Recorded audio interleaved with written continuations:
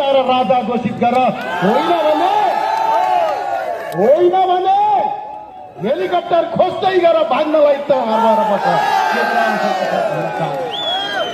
तपाईको प्रदर्शन पनि देखियो,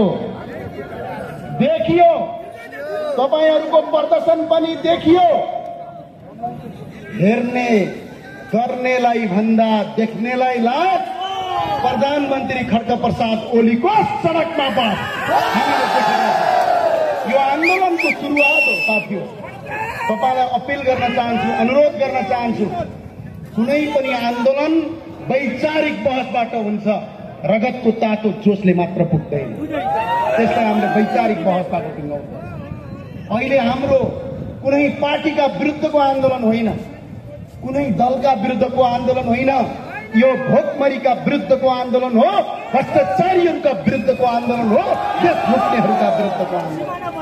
कस्तो भयो आज एकदिन सम्झिनुहोस् त, इटा भट्टामा जिउँदै मान्छे जलाउनेहरू अदालतबाट छुटेका छन्। संविधान दिवसको दिनमा आम माफी पाएकाले घर घर 3-3 मान्छेको हत्या गरेका छन्। त्यतिले मात्र पुगेन, नेपाली दाजुभाइलाई त विदेशमा बेचे। आज 8 लाख भन्दा बढी युवाहरू अर्काको देशमा काम गर्न बाध्य छन्।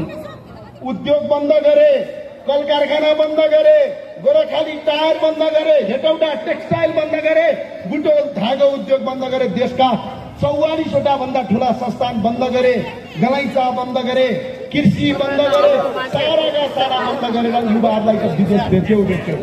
त्यतिले मात्र पुगेन, हुँदा खाँदाका नेपालीलाई भुटानी बनाएर बेचे यिनीहरूले। त्यति मात्र पुगेन यिनीहरूलाई। अहिले त भिजिट भिसामा नेपाली जनताहरू बेचिरहेका छन्।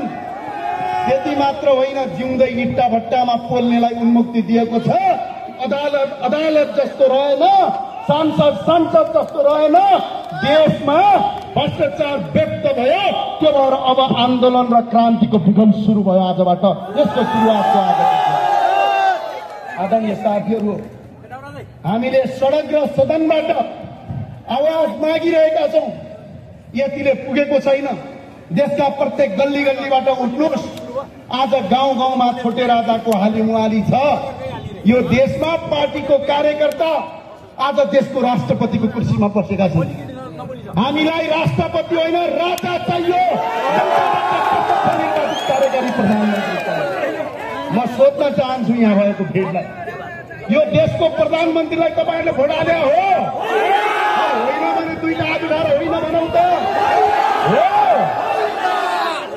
अहिलेको देशको प्रधानमन्त्री जम्मा सांसद मात्रै हो।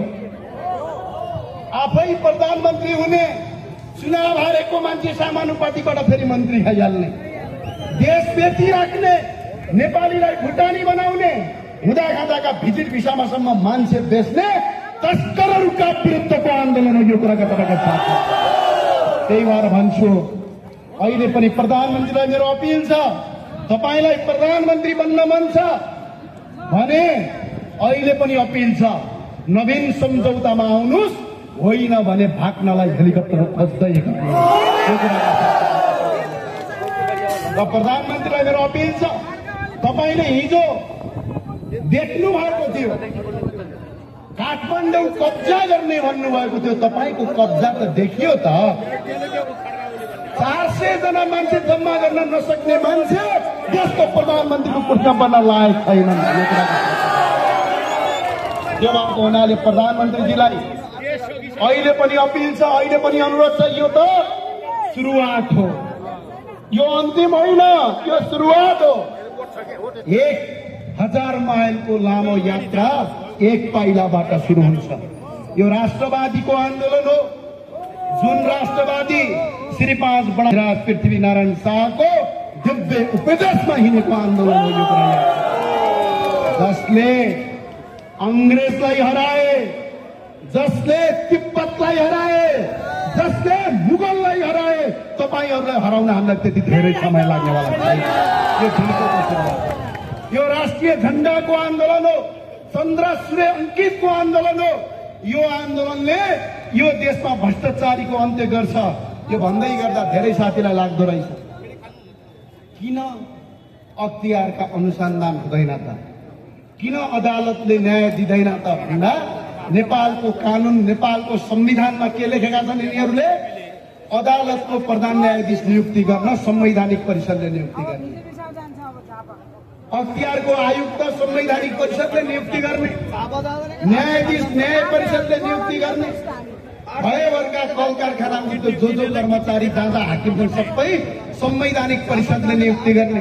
संवैधानिक परिषदमा प्रधानमन्त्री अध्यक्ष हुने, सभामुख सदस्य हुने, राष्ट्रिय सभाको अध्यक्ष सदस्य हुने, उपसभामुख सदस्य हुने, प्रमुख प्रतिपक्ष दलको नेता सदस्य हुने, अनि आफ्नो पार्टीको कार्यकर्तालाई लगेर अख्तियारमा राख्ने, पार्टीको कार्यकर्तालाई न्यायाधीश बनाउने, पार्टीको कार्यकर्तालाई लगेर प्रहरी बनाउने, पार्टीको कार्यकर्तालाई लगेर निर्वाचन आयोगमा राख्ने, पार्टीको कार्यकर्तालाई लेखा तपाईको महालेखा निरीक्षकको कार्यमा राख्ने, भ्रष्टाचार गर्ने, देश लुट्ने, अनि देश लुट्याउ भनेर हामीले भन्दा अदालत जाऊ भनेर हामीलाई औला देखाउने, भ्रष्टाचार गर्यो भन्दा अख्तियार जाऊ भन्ने हामीलाई। म भन्न चाहन्छु नेपालको संवैधानिक परिषद खारेज गर, लक्ष्य आयोबाट अख्तियार र न्यायाधीशहरू नियुक्ति गर, त्यसपछि तिमीलाई भ्रष्टाचारलाई कसरी हाल्छन् त्यसपछि थाहा हुन्छ। त्यो भएको हुनाले अब यो देशमा परिवर्तन गर्ने हो भने 4वटा मुद्दामा जानुपर्छ। पहिलो मुद्दा राष्ट्रपति हटाएर राजा राख्ने, दुई हात उठाएर माथि गरौँ, तपाईहरू तयार हो? जोश आएर जोशका साथ तयार हो? परका मान्छेको उठेर तयार हो? तपाईँ साथीहरू हो। एउटा मुद्दा। दोस्रो मुद्दा, यो देशको प्रधानमन्त्री जनताले चुनेको होइन, जनताबाट प्रत्यक्ष निर्वाचित कार्यकारी प्रधानमन्त्री आउनु। तेस्रो मुद्दा, परदेश चाहिँदैन, विदेशीबाट 27 खरब ऋण ल्याउने, त्यो ऋण हामीले तिर्नुपर्ने, प्रधानमन्त्री मन्त्री र पार्टीका कार्यकर्ताले भिउटा बनाएर देश लुट्ने हुँदैन, हुँदैन, हुँदैन, यो चाहिँदैन। विदेशीबाट ऋण ल्याउने, छोटे राजाहरू पाल्ने, परदेश संरचना खारेज गर्ने, एकछिन जोरदारका साथ नारा लगाउँ वरपर, परदेश संरचना खारेज कर, परदेश खारेज गर्ने। अर्को मुद्दा स्पष्टका साथ भन्छौँ हामी, यो देश हिन्दू, बुद्ध, किराँत सहितको वैदिक सनातन हिन्दू अधिराज्य हो, यो स्थापना गर्ने। यो 4वटा मुद्दामा प्रधानमन्त्रीलाई नवीन सम्झौता गर्न म यहीँबाट अपिल गर्छु, होइन भने भाग्नलाई हेलिकप्टर खोज्नु। साथीले एकपटक भनौँ, राजा हौ, नारा लागेन अझै पर वरपर एकपटक जोरदारले बोलौँ, राजा, राजा हौ, भ्रष्टाचारी। हाम्रो लडाई कुनै दलका विरुद्ध होइन, कुनै पार्टीका विरुद्ध होइन, यो देश लुट्ने, नेपाल आमालाई बलात्कार गर्ने भ्रष्टाचारी र देशद्रोहीका विरुद्धको यो आन्दोलनको सुरुवात भयो, बिगुल फुक्यो, एकपटक सबैले भनौँ बिगुल फुक्यो। सबै साथीहरू यो जोशका साथ बसौँ, यो एक दिन हुने छैन, आज मात्रै हुने छैन। जबसम्म सरकारले यी 4वटा मुद्दा लागू गर्दैन तबसम्म हो। तपाईहरू तयार हो? जय राष्ट्रवाद, जय नेपाल, धेरै धेरै धन्यवाद। साथमा लडौँ, एकजुट लडौँ, दाजुभाइ मिलेर लडौँ, चन्द्र र सूर्य झण्डा नछुट्दासम्म फरफराइ लडौँ।